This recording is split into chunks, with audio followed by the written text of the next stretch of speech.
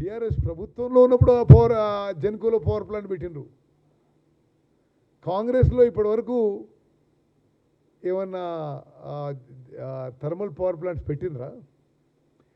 అదీగాక తెలంగాణ ప్రజానీకానికి తెలియజేయాలి, 2014లో ఎన్టీపీసీ 4000 మెగావాట్ల థర్మల్ పవర్ ప్లాంట్స్ వాళ్ళ ఖర్చుతో, సెంట్రల్ గవర్నమెంట్ ఖర్చుతో మేము పెట్టి మీకు కరెంటు తక్కువ ధరకిస్తే అది పూర్తిగా 4000 మెగావాట్లు ఉపయోగించుకోకుండా ఉన్నది ఎవరు? అరే మీరందరూ చాలా యూఆర్ ఆల్ వెరీ చైతన్యవంతమైన journalist, you're all subject aware ఉన్నవాళ్ళు. 2014లో ఏపీ రీఆర్గనైజేషన్ యాక్ట్ 2014లో ఎన్టీపీసీ ద్వారా 4000 మెగావాట్లు ఎన్టీపీసీ ఖర్చుతో, కేంద్ర ప్రభుత్వం ఖర్చుతో పవర్ ప్లాంట్లు పెడతామని ముందుకొస్తే అది ఇప్పటి వరకు ఎందుకు పూర్తి కాలేదో ఈ పెద్ద మనుషులు జవాబు చెప్పాలి. ఇట్ ఇస్ అస్టానిషింగ్, అసలు ఆశ్చర్యకరం. మీరు చేసిన లోపాలకి, మీరు చేసిన మోసాలకి, మీరు చేసిన కక్కుర్తికి అసలు భద్రాచలంలో సబ్ క్రిటికల్ పవర్ ప్లాంట్ పెట్టి తెలంగాణకి నష్టం చేసింది ఉందో ఎవరు? కొన్ని ఐఎమ్ ఆన్ రికార్డ్.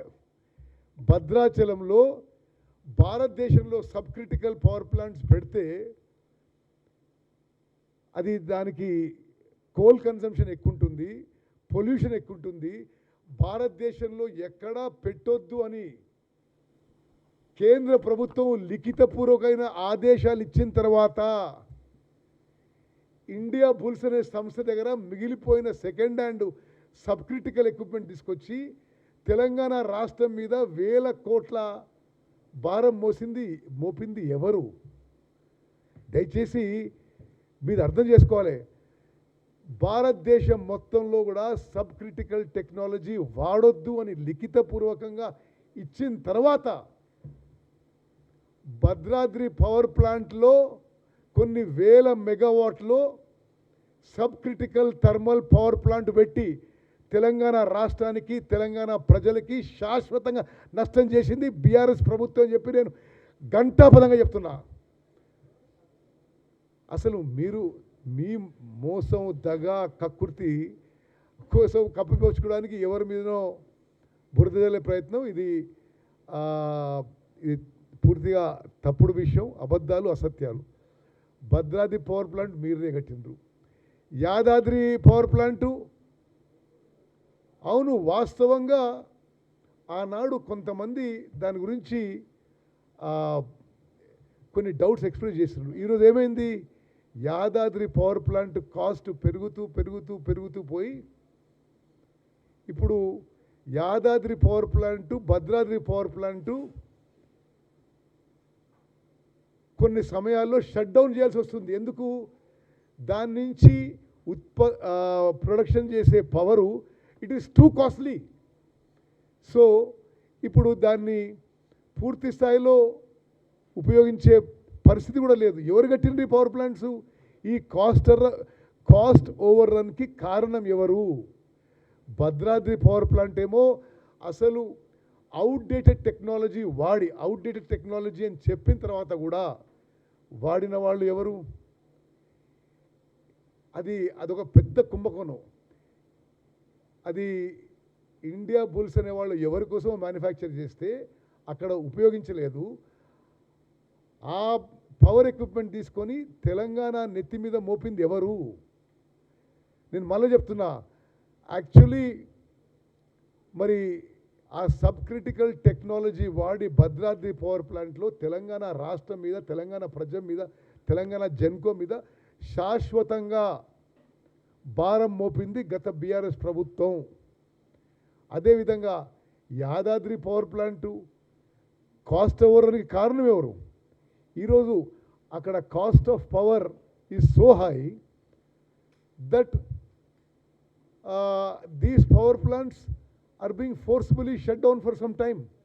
ఎందుకంటే దేశంలో ఎక్స్చేంజ్లో ఇక్కడికంటే తక్కువ కాస్ట్కి పవర్ వస్తుంది. మరి ఇది వాస్తవం అయితే మరి దాంట్లో కుంభకోణం, దీంట్లో కుంభకోణం, మరి అనే వాళ్ళది అసలు పూర్తిగా అర్ధరహితం, ఇవి పూర్తిగా అబద్ధాలు, అసత్యాలని చెప్పి నేను మనవి చేస్తున్నాను.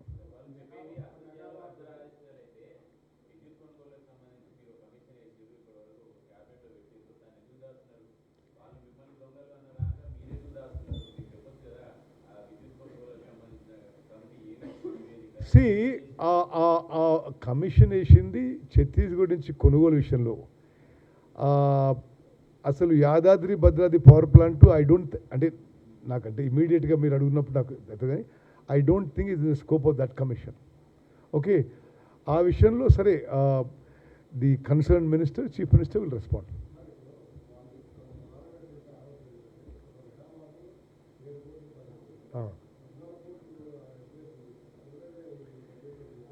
తిరుపతి రెడ్డి అది కట్టడం మొదలుపెట్టిందా? నువ్వు అంటున్న పవర్ ప్లాంట్ అది కట్టడం మొదలుపెట్టిందా? అసలు అది శాంక్షన్ అయిందా? అది గ్రౌండ్ వర్క్ అయిందా? నువ్వు అంటే what a ridiculous accusation.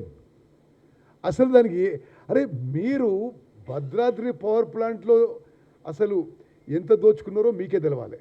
But కేంద్ర ప్రభుత్వము, దేశ విదేశాల ఎక్స్పర్ట్స్ భద్రాద్రి పవర్ ప్లాంట్లో సబ్ క్రిటికల్ టెక్నాలజీ వాడొద్దు అని రాసిస్తే సెకండ్ హ్యాండ్ ఎవరి కోసమో మ్యానుఫ్యాక్చర్ చేసిన ఎక్విప్మెంటు మరి ఇండియా బుల్స్తో ఎవరికో ఏమి ఒప్పందం ఉందో అంటే వాళ్ళు ఒకరి కోసం మ్యానుఫ్యాక్చర్ చేస్తే అది తీసుకొచ్చి తెలంగాణ ప్రజల మీద భారం మోపింది ఎవరు?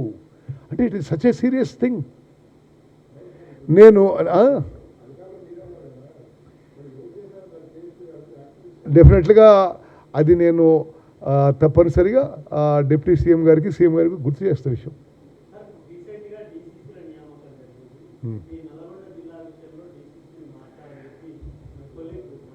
అది పార్టీ ఇంటర్నల్ విషయం, అది నేను ఇక్కడ మాట్లాడదలుచుకోలేదు. Okay, thank you very much. మీ అందరికీ